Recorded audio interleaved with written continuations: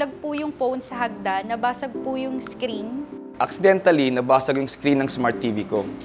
Masakit sa ulo, nakaka-stress. Paano namin ipapagawa? Ayun, nabasa po yung cellphone ko. Ayun, di na mag-open po yung cellphone. Worry no more! Mag-submit lang ng service request using these channels.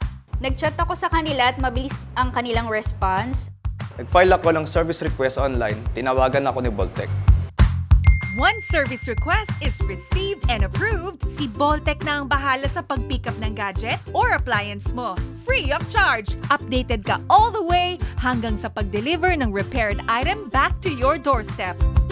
Imagine kapag hindi na-deliver sa promised time yung unit mo, magbibigay po sila ng refund. Ang galing, di ba? Kahit sa ang sulok ng Pilipinas, protektado ang gadget basta may Home Credit Protect.